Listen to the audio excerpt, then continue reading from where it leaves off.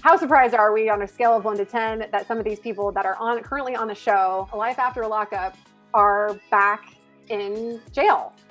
Yeah, well, let me just say that I'm not surprised. Hey guys, it's Cassandra.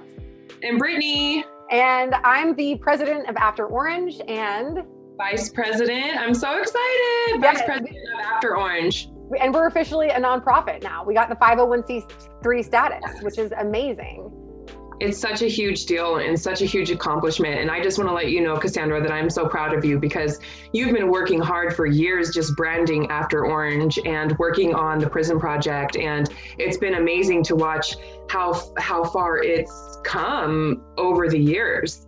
Yeah, I know. And I appreciate all the help and, us collaborating together to even grow it Yes. further. Our partnership with Romans 8 and WHIP and all of that great stuff. So, if you guys are interested in some of the tools that we have for people leaving prison, Yes. some of these tools are just great for normal, you haven't been to prison, but you need help with your goal statement or that type of thing. Yeah. Check out afterorange.org and get involved.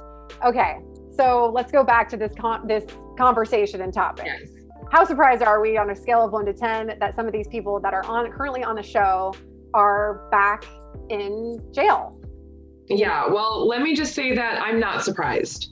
And I want to elaborate on that a little bit because I'm not saying that coming from a judgmental place.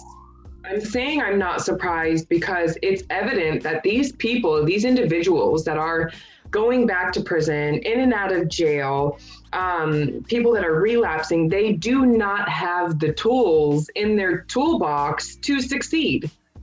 And you can just see, I love this show. I watch it as if I'm not even on it or a part of it. It's definitely my guilty pleasure. Every Friday I'm watching the reruns, I'm watching the new episodes, and I'm like, oh my God, I'm just as into it as the audience. And it's easy for me to get really into it because I know what it's like to be in prison. I know what it's like to have a pen pal, and then I know what it's like to be on the show.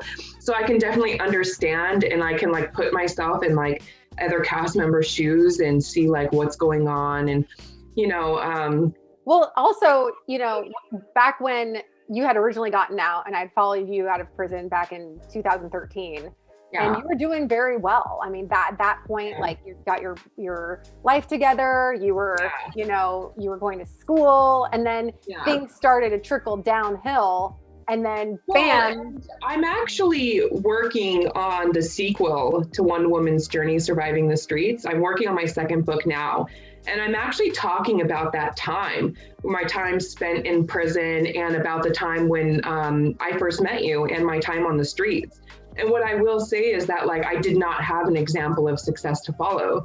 So everything that I did was trial and error. Does this work? Does that not work? Oh, that's not working in my life. Let me try something else.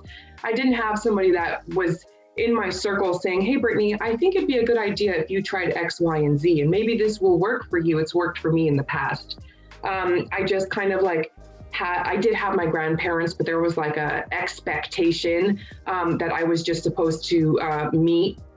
And it was no guidance. And that's not an excuse, but I'm just saying. You did go through reentry programs, but I think the reentry programs, and then also the people that you hang out with beyond just okay, there's the reentry program that I'm a part of, but then there's the group of friends that you're hanging out with. And as people get out of prison and they're still your friend, they have influence on you. Right? Yeah, they do. And I would definitely say that. Up until my second term in prison, I don't want to say that I was a bad judge of character, but I will just say that I was too loyal to people that were undeserving. And most of the time, in my immature years, I didn't really know what was good for me. And if it felt good to be in the company of someone else, then I was just going to stay there. Mm-hmm. And that's not a healthy situation. In fact, that's completely codependent and toxic. And so what I learned relapsing and going back to prison a second time was that even though I did so well for so long and I was on a path to success, when something happened in my life that triggered me, I reached for a tool to try to solve the problem, and my box was empty. And I had no experience in dealing with heartbreak and betrayal and all of the things that I went through that caused me to want to put a pipe back to my lips. And ultimately, like, me and drugs do not, some people can be functioning addicts. I don't know, not me. I have no control over the situation. And it's like, once I get high, I can't stop. And I right into prison, right into jail. And I realized that I didn't know how to deal with the pain that I was dealing with to prevent all of that self-destructive choices that I was making. And I see that a lot of the cast members that are on the show don't have tools in their toolbox. And a lot of them are going in and out of jail because they don't know how to succeed. They get in these pen pal relationships and they fall in love with the idea of who someone is, not who they really are. And so when they come home from jail or prison, they're not meeting each other's expectations, which is really why they are together and didn't really know that subconsciously. And so they're full of like disappointment, and they're so, instead of trying to focus on what they're going to do to succeed, they're focused on why the isn't my relationship with this pen pal working, or it's all about the person that they're, or you're creating your goal based on, not really what's going to make you happy, but like, in that one situation where it's like, well, I was supposed to marry so-and-so because they were going to, take care of me and my mom and my girlfriend, just like making that the goal. Big enough, and since the house isn't nice enough, and since you don't have enough money, you're not meeting my needs. And I think I'm going to have to reconsider that. But also it's kind of like a secondary goal, right? Like the goal in general, I think we all want to be happy. We all want to have a peaceful life. Not everybody wants a peaceful life, but I think it's where you are mentally, where you are in your life to actually set an intention, because you might say like, oh, in 3 months you get out of prison. In 3 months, I want to have my own place. I want to have a job. I want to have, a structured, environment. And you realize that like that life might be, you might consider that boring compared to what you were doing before when you were running the streets and things were exciting. But what does exciting really mean? I mean, what really does make us happy? What makes us tick? I think like having time to kind of sit with yourself and love yourself instead of just like always being. It's self-time and self-work is one of the most important things that you can do in your life. Yes. And I know just personally myself, like I found myself in prison, and one day I finally decided that I didn't want to focus my attention on the other inmates and all the crap that was going on in there. And I wanted to just sit with myself and focus on myself, because if I didn't do that, I knew that I would be back in prison again. You bring up a really good point is like, you're constantly, putting your attention on what's going on outside of you. It just really distracts you from figuring out what's really going to make you happy and grounded. So I know over time, I've done a lot of interviews, about the show and just about myself in general. And I always get asked like, what is the biggest misconception about prison? And I honestly feel like the biggest misconception is that a prison is a rehabilitation facility. I feel like the prison itself does nothing to rehabilitate the inmate. They just throw them in there, they give them a set of rules, and then they offer maybe one program that half of the prison doesn't qualify for, and then just expect you to get better.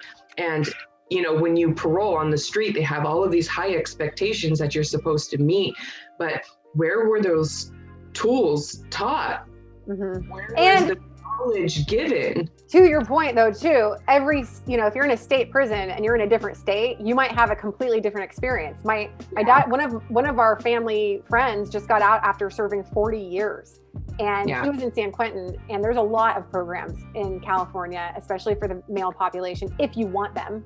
You can go to every single program you want, but there's also a lot of prisons like the one that you went to where they don't just let anyone go to an AA meeting or an NA meeting or a dependency class. They don't let you just go to those because they're so worried about inmates wanting to go to programs just to see their girlfriends, that they don't care about the people that are really trying to do something to change their life.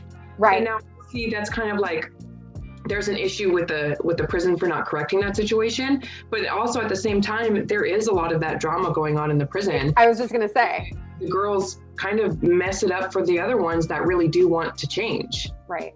And if you're just, oh, I'm here to just do my time and leave, and, I don't have any reason to have personal growth before I go, you're so much further set back when you are released than you would be if you were like, okay, what's my plan?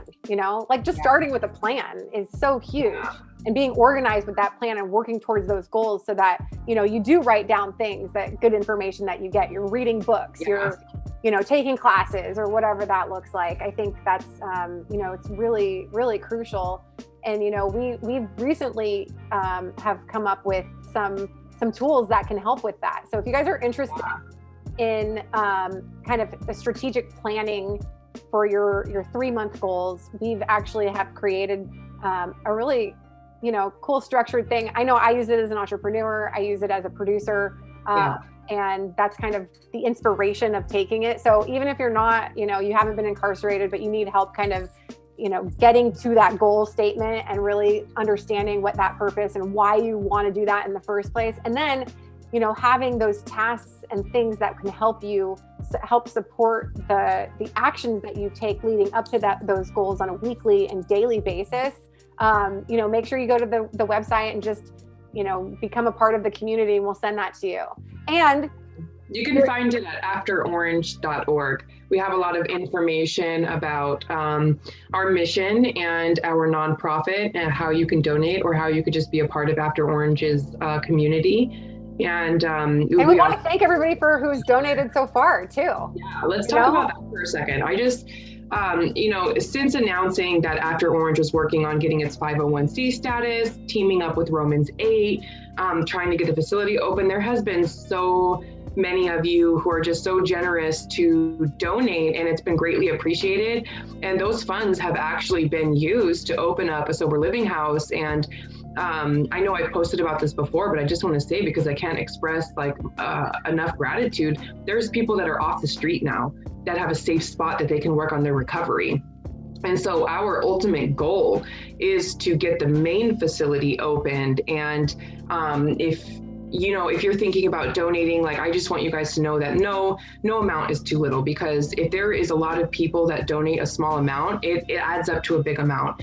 And that big amount can get the facility opened, and we can start with, getting people in classes, getting more people off the street, getting people into counseling, just group settings. Yeah, all of that. Also just, the housing situation, getting them directly out of the prison. In Las Vegas, this is such a huge problem, especially with the female population, which is why we're so passionate about getting this place up and running and making it a licensed facility so that people can leave directly from prison. And the ones that are eligible to leave, and they're eligible for parole right now, but they can't leave because they don't have anywhere to go, that's exactly who that's exactly who this would be helping. Yes. So because, After Orange is a 501c and it's a nonprofit, I just want you guys to know that if you choose to donate, it's a complete tax write-off. And so it does have a little bit incentive for, doing a good deed, really. And After Orange, we are partnered with Romans 8, and Romans 8 is going to be the health and wellness center and facility that we get up off the ground.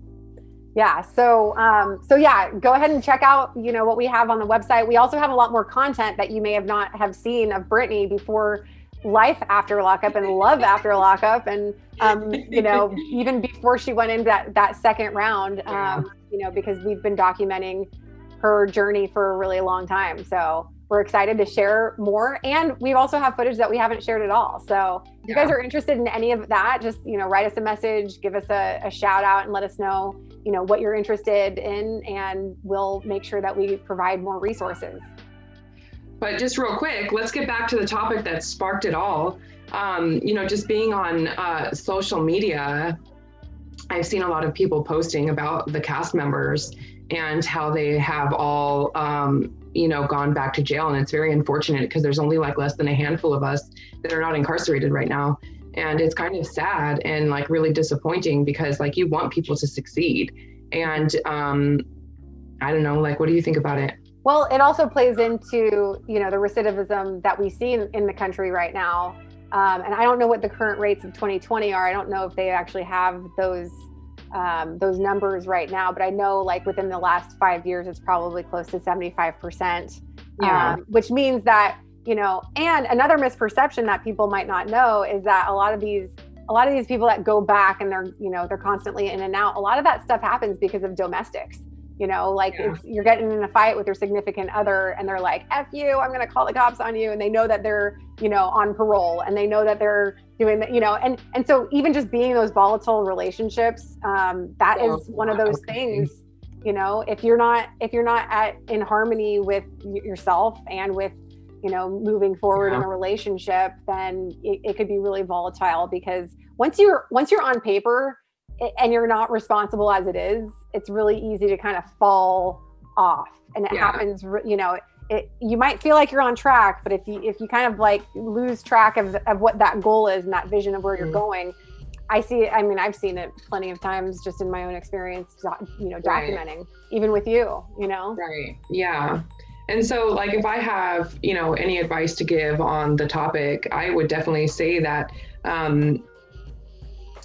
take that personal time, figure out who you are, learn to love yourself, and learn not to need any worldly things, because when you're whole inside, nothing, like if you're using outside vices to make you feel whole, when that crutch comes up from underneath you, you're going to fall. You're going to fall every single time.